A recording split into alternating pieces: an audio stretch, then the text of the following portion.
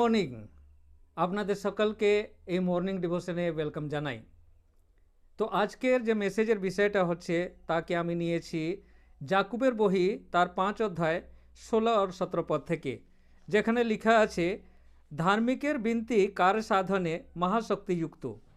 এলিও আমাদের ন্যায় দুঃখ সুখ ভোগী মানুষ ছিলেন, আর তিনি দৃঢ়তার সহিত প্রার্থনা করিলেন যেন বৃষ্টি না হয়। এবং 3 বছর 6 মাস ভূমিতে বৃষ্টি হইল না।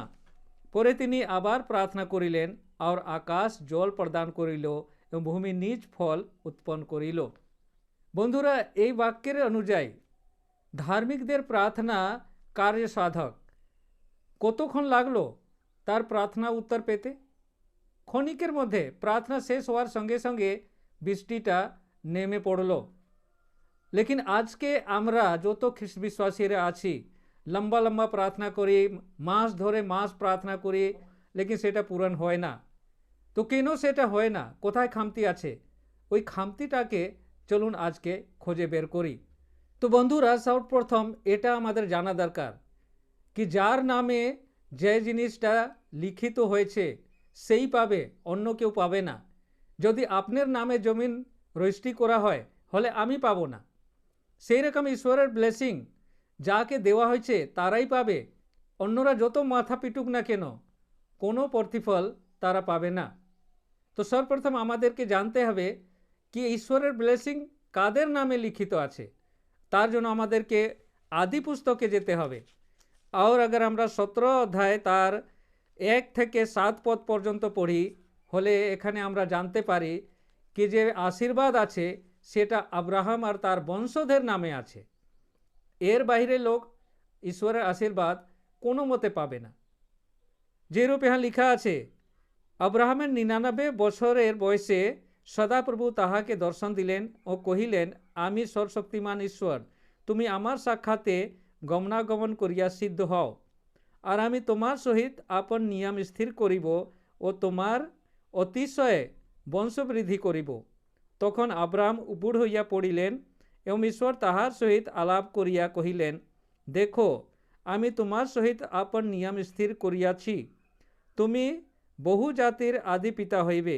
তোমার নাম আব্রাহাম আর থাকিবে না, কিন্তু তোমার নাম আব্রাহাম হইবে, কেননা আমি তোমাকে বহু জাতির আদি পিতা করিলাম। আমি তোমাকে অতিশয় ফলবান করিব, তোমা হইতে বহু জাতি জন্মাইবে, আর রাজারা তোমা হইতে উৎপন্ন হইবে। আমি তোমার সহিত পুরুষকর্মে তোমার ভাবী বংশের সহিত যে নিয়ম স্থাপন করিব তাহা চিরকাল নিয়ম হইবে। ফলত আমি তোমার ঈশ্বর আর তোমার ভাবী বংশের ঈশ্বর হইব।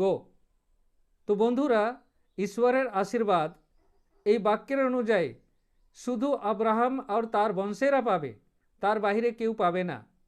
আর যদি আমরা ঈশ্বরের আশীর্বাদ পেতে চাই, হলে প্রথম করণীয় আমাদেরটা হচ্ছে আমাদের নাম যেন সেই আব্রাহামের বংশে গণিত হয়। তো আমাদের নাম আব্রাহামের বংশের তালিকায় নথিভুক্ত করার যে পদ্ধতিটা হচ্ছে সেটা আমরা পাই গালাতীয়র বহিতে 3 অধ্যায় 26 থেকে 29 পদ পড়ি, যেখানে লেখা আছে, কেননা তোমরা সকলে খ্রিস্ট যিশুতে বিশ্বাস দ্বারা ঈশ্বরের পুত্র হইয়াছ, কারণ তোমরা যত লোক খ্রিস্টের উদ্দেশ্যে বাপ্তাইজিত হইয়াছ সকলে খ্রিস্টকে পরিধান করিয়াছ। यहूदी की ग्रीक और হইতে পারে না, দাস কি স্বাধীন আর হইতে পারে না, নর ও নারী আর হইতে পারে না, কেননা খ্রিস্ট যিশুতে তোমরা সকলেই এক। আর তোমরা যদি খ্রিস্টের হও তবে সুতরাং আব্রাহামের বংশ আর প্রতিজ্ঞা অনুসারে দায়া অধিকারী। আর প্রথম ধাপটা এখানে আমরা পার করলাম, লেকিন এটা যথেষ্ট নয়। ঈশ্বরের আশীর্বাদ পাওয়ার জন্য 2 নম্বর ধাপটাকেও পেরাতে হবে আমাদেরকে। আর বন্ধুরা, 2 নম্বর ধাপটা হচ্ছে আজ্ঞা পালন। যারা আজ্ঞা পালন করে তারাই এই ক্যাটেগরিতে গিনতি হয়, আর তারাই ঈশ্বরের আশীর্বাদ পাওয়ার যোগ্য। যেরকম গীত সংহিতা 1 অধ্যায় 1 থেকে 3 পদে লেখা আছে, ধন্য সে ব্যক্তি যে দুষ্টদের মন্ত্রণায় চলে না, পাপীদের পথে দাঁড়ায় না, নিন্দকদের সভায় বসে না, কিন্তু সদা প্রভুর ব্যবস্থায় আমোদ করে, তাহার ব্যবস্থায় দিবারাত্র ধ্যান করে। সে জল স্রোতের তীরে রোপিত বৃক্ষের সদৃশ হইবে, যাহা যথাসময়ে ফল দেয়, যাহার পত্র ম্লান হয় না, আর সে যাহা কিছু করে তাহাতে কৃতকার্য হয়। এবার এটাও জানতে হবে কি কোনটি আজ্ঞার সম্বন্ধে এখানে বলা হয়েছে, যাকে আমাদেরকে পালন করে আমরা ঈশ্বরের আশীর্বাদ পেতে পারি।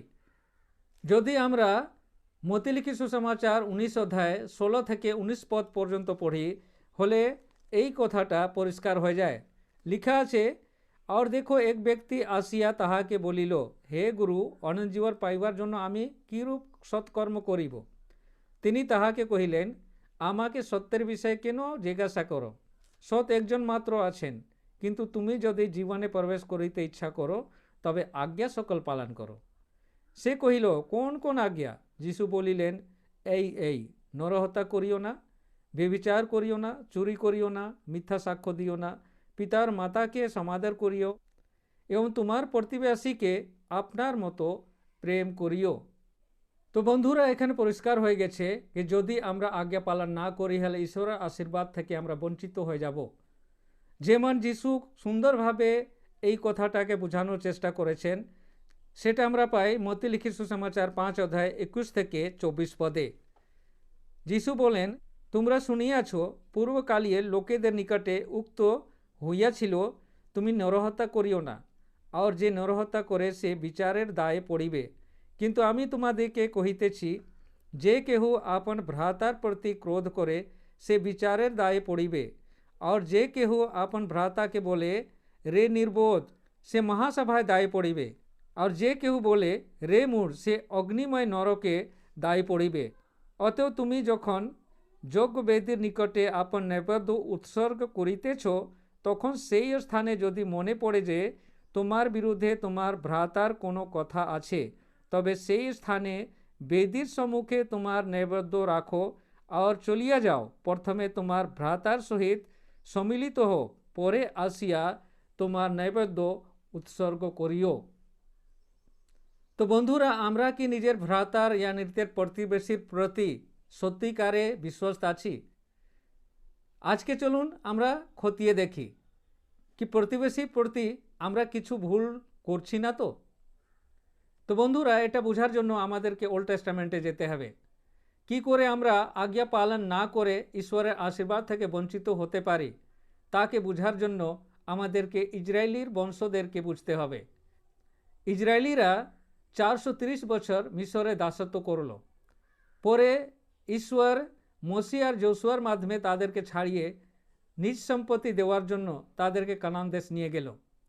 আর ওখানে পৌঁছানোর পরে সমস্ত সম্পত্তি তারা যখন দখল করলো, তখন 11টা ভাইয়ের মধ্যে সেই সম্পত্তি সমান সমান ভাগ করে তাদেরকে দিয়ে দেওয়া হলো। লেকিন একটা ভাইকে সেই সম্পত্তির থেকে কিছু দেওয়া হলো না, আর সে ভাইটা ছিল লেবি। লেবিকে কিছু ভাগটা দেওয়া হলো না কেন? তার সম্বন্ধে আমরা পাই গণনা পুস্তক তার 18 অধ্যায় তার 20 থেকে 24 পদে দেওয়া আছে। যেরকম এখানে লেখা আছে, পরে সদাপ্রভু হারুনকে কহিলেন, তাহাদের ভূমিতে তোমার কোনো অধিকার থাকিবে না ও তাহাদের মধ্যে তোমার কোনো অংশ থাকিবে না। ইসরায়েলের সন্তানগণের মধ্যে আমিয়ে তোমার অংশ ও অধিকার। আর দেখো, লেবীর সন্তানগণ যে সেবা কর্ম করিতেছে, সমাগম তম্বু সম্বোধীয় তাহাদের সেই সেবা কর্মের বেতন রূপে আমি তাহাদের অধিকার্থে ইসরায়েলের মধ্যে সমস্ত দশমাংশ দিলাম। আর ইসরায়েলের সন্তানগণ পাপ বহন করতে যেন না মরে, এই জন্য তাহারা আর সমাগম তম্বুর নিকটে আসিবে না, কিন্তু লেবীরাই সমাগম তম্বু সম্বন্ধীয় সেবা কর্ম করিবে এবং তাহারা আপন আপন অপরাধ বহন করিবে। ইহা তোমাদের পুরুষানুক্রমিক চিরস্থায়ী বিধি। ইসরায়েলের সন্তানগণ মধ্যে তাহারা কোনো অধিকার পাইবে না। তো বন্ধুরা, আমরা এখানে দেখলাম কি লেবী সেই ইসরায়েলের বংশ, আর 11টা ভাইয়ের সে একজন ভাই। লেকিন 11টা ভাইয়ের ভাগে এর কোনো ভাগটা দেওয়া হয়নি। ঈশ্বর তাদেরকে কি বলল? আমার ভাগ থেকে তোমাদেরকে দেব। তো লেবীরা যে পারিশ্রমিক রূপে পাবে সেটা হচ্ছে ঈশ্বরের ভাগ থেকে। তো ঈশ্বরের ভাগটা কোনটা সেটা চলুন আমরা বুঝে নিই। তো বন্ধুরা, ঈশ্বরের ভাগ কোনটা সেটা আমরা পাই লেবীয়র পুস্তক তার 27 অধ্যায় 30 পদে। লেখা আছে, আর ভূমির শস্য কিংবা বৃক্ষের ফল হোক, ভূমির উৎপন্ন সমস্ত দ্রব্যের দশমাংশ সদাপ্রভু, তাহা সদাপ্রভুর উদ্দেশ্যে পবিত্র। তো বন্ধুরা, এখানে আমরা দেখলাম কি সদাপ্রভুর ভাগটা হচ্ছে দশমাংশ, আর ঈশ্বর বলছে এই আমার ভাগটা আমি পারিশ্রমিক রূপে লেবি বংশকে দিলাম। সেই রূপে বন্ধুরা, যত খ্রিস্ট বিশ্বাসী হচ্ছে তারা আত্মিক ইসরায়েল। তার মধ্যে কেউ ডাক্তার আছে, ইঞ্জিনিয়ার আছে, বিজনেসম্যান আছে, চাকরিজীবী আছে, যারা চাষবাস করে। যদি তারা খ্রিস্ট বিশ্বাসী হলে তারা হচ্ছে ইসরায়েলের বংশধর। আর তাদের মধ্যে আর একটা ভাই আছে যে ঈশ্বরের সেবা কাজ করে, তাদেরকে প্রচারক বলা হয়। আর যারা প্রচার কাজ করে সেটা ফুল টাইম প্রচার কাজ করছে, তার মতো পারিশ্রমিক দরকার। আর সে পারিশ্রমিক কে দেবে? তো ঈশ্বর বলেছে সে পারিশ্রমিক আমি আমার ভাগ থেকে দেব। যদি আমরা প্রথম কুরিন্থীয় বই 9 অধ্যায় 9 আর 10 আর 13 আর 14 পদ পড়ি, যেখানে এইরকম বোঝানো হয়েছে। কারণ মসির ব্যবস্থায় লেখা আছে, শস্য মর্দনকারী বলদের মুখে জ্বালাতি বাঁধিও না। ঈশ্বর কি বলদের বিষয়ে চিন্তা করেন? কি ওয়া সর্বথা আমাদের নিমিত্ত ইহা কহেন? বস্তুত আমাদেরই নিমিত্ত ইহা লিখিত হইয়াছে। কারণ যে চাষ করে সে প্রত্যাশায় চাষ করা তাহার উচিত, এবং যে শস্য মাড়ে ভাগ পাইবার প্রত্যাশায় শস্য মাড়া তাহা উচিত। 13-14 লিখা আছে, তোমরা কি জানো না যে পবিত্র বিষয়ের কার্য যাহারা করে তাহারা পবিত্র স্থানের বস্তু খায়, এবং যজ্ঞবেদীর সেবা যাহারা করে তাহারা যজ্ঞবেদীর সহিত অংশী হয়। সেই রূপে প্রভু সুসমাচার প্রচারকদের জন্য এই বিধান করিয়াছেন যে তাহাদের জীবিকা সুসমাচার প্রচার হইতে হইবে। তো বন্ধুরা, যদি আপনারা বাইবেল পড়েন, প্রার্থনা করেন, কারো ক্ষতি করেন না, কারো প্রতি ঝগড়া দ্বেষ কিছু নেই, আপনারা সুন্দরভাবে জীবনযাপন করছেন, তারপরেও আপনার প্রার্থনার উত্তর পাচ্ছেন না, সেটা কারণটা হচ্ছে আপনাদের এই ছোট্ট খামতি। এটা ছোট নেই, অনেক বড়। সে খামতিটা কি হচ্ছে? আপনারা ঈশ্বরের ভাগটা চুরি করছেন, আর সঙ্গে সঙ্গে নিজের ভাইয়ের অংশটা দখল করে রেখেছেন। আর সেই জন্য মালাকি 3 অধ্যায় 9 পদে ঈশ্বর কহেন, তোমরা অভিশাপে শাপগ্রস্ত। হ্যাঁ, তোমরা এই সমস্ত জাতি আমাকেই ঠকাইয়াছ। আর ঈশ্বর আপনাদের সকলের উপরে অভিযোগ করছেন, যেটা আমরা 7 থেকে 9 পদ পড়ি হলে আরও পরিষ্কার হয়। লিখা আছে, তোমাদের পিতৃপুরুষের সময়াবধি তোমরা আমার বিধি কলাপ হইতে সরিয়া পড়িয়াছ, সে সকল পালন করো নাই। আমার কাছে ফিরিয়া আইসো, আমিও তোমাদের কাছে ফিরিয়া আসিব, ইহা বাহিনীগণের সদাপ্রভু কহেন। কিন্তু তোমরা বলিতেছ, আমরা কিসে ফিরিব? মানুষ কি ঈশ্বরকে ঠকাইবে? তোমরা তো আমাকে ঠকাইয়া থাকো, কিন্তু তোমরা বলিতেছ, কিসে তোমাকে ঠকাইয়াছি? দশমাংশ আর উপহারে তোমরা অভিশাপে শাপগ্রস্ত। হ্যাঁ, তোমরা এই সমস্ত জাতি আমাকেই ঠকাইয়াছ। তো বন্ধুরা, যদি আমরা সব কিছু করি লেকিন দশমাংশ আমরা ঈশ্বরকে না দেই, হলে আমরা অভিশাপে শাপগ্রস্ত। আর অভিশাপ যদি থাকে হলে প্রার্থনার উত্তর কি করে পাবেন আপনারা? কেন কি একসঙ্গে আমাদের দুজনের সঙ্গে ঝগড়া হয়ে গেছে। প্রথমটা ঈশ্বরের সঙ্গে, তার ভাগটা আমরা দিচ্ছি না। আর ঈশ্বর বলেছে কি এই ভাগটা আমাদের ভাইয়েরকে দেবে। তো আমার ভাইয়ের সঙ্গেও তো আমি বেইমানি করলাম। আমার ভাইয়ের ভাগটা আমি কি করেছি? ভোগ করছি, আর বলছি আমি তো কিছু করিনি। তারপরে ঈশ্বরের কাছে যাচ্ছি আর বলছি, ঈশ্বর আমার এই কষ্ট এই দুঃখ দূর করে দাও। কেন শুনবে? তো সরাসরি বলছে তোমরা আমাকে ঠকাচ্ছ, তারপরে আমার কাছে এসে চাইছো। আগে তোমরা আমার কাছে ফিরো, আমার যে পাওনাটা দাও, তারপরে আমার কাছে দাবি করো। তো আমাদের কি করা উচিত? যদি আমরা ঈশ্বরের আশীর্বাদ পেতে চাই, ঈশ্বরের কথা মান্য করতে হবে। কি করতে হবে? যদি আমরা 10 পদ থেকে 12 পদ পর্যন্ত পড়ি, লেখা আছে, তোমরা সমস্ত দশমাংশ ভাণ্ডারে আনো, যেন আমার গৃহে খাদ্য থাকে, আর তোমরা ইহাতে আমার পরীক্ষা করো, ইহা বাহিনীগণের সদাপ্রভু কহেন। আমি আকাশের দ্বার সকল মুক্ত করিয়া তোমাদের প্রতি অপরিমেয় আশীর্বাদ বর্ষণ করি কিনা। আর আমি তোমাদের নিমিত্ত গ্রাসককে ভর্সনা করিব, সে তোমাদের ভূমির ফল বিনষ্ট করিবে না, এবং ক্ষেত্রে তোমাদের দাখলতার ফল অকালে ঝরিবে না, ইহা বাহিনীগণের সদাপ্রভু কহেন। और सर्वस्व जाति तुम्हादेरके धन्य बलिबे केन तोमरा प्रीतिजनक देश हইবে इहा বাহিনীগণের সদাপ্রভু কহেন। তো বন্ধুরা, আমরা যদি ঈশ্বরের আশীর্বাদ পেতে চাই হলে আসুন আমরা নিজের ভুলটা শুধরে আমরা সঠিক পথে হাঁটি। আর এটা করলে এলিও যেরকম এক কথায় প্রার্থনার উত্তর পেয়েছিল সেরকম আমরাও প্রার্থনা করলে সঙ্গে সঙ্গে উত্তর আমরা পাবো। তো আজকের মর্নিং ডিভোশনকে শেষ করার আগে আসুন আমরা ছোট্ট একটু প্রার্থনা করি।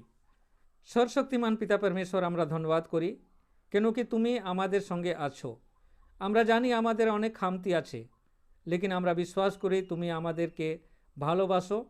আর যখনই আমরা তোমার কাছে আসি আমাদের পাপ অপরাধ সকল ক্ষমা করে তোমার আশীর্বাদটা আমাদেরকে দাও। তো আজকে এই চ্যানেলের মাধ্যমে যতজন তোমার বাক্য শুনেছেন সকলকে তুমি আশীর্বাদ করো, যেন তারা নিজের প্রার্থনার উত্তর পায় আর সঠিকভাবে জীবনযাপন করে সে চিরকাল সুখে শান্তিতে থাকতে পারে। সমস্ত ভার তোমাকে দিয়ে এই ক্ষুদ্র প্রার্থনা আমাদের ত্রাণকর্তা প্রভু যিশুর নামে চাইলাম, আমেন। তো আজকে বিদায় নিলাম, কালকে সকালে আবার দেখা হবে। তো সারাদিন আপনাদেরকে ঈশ্বর আশীর্বাদ করুক। ধন্যবাদ।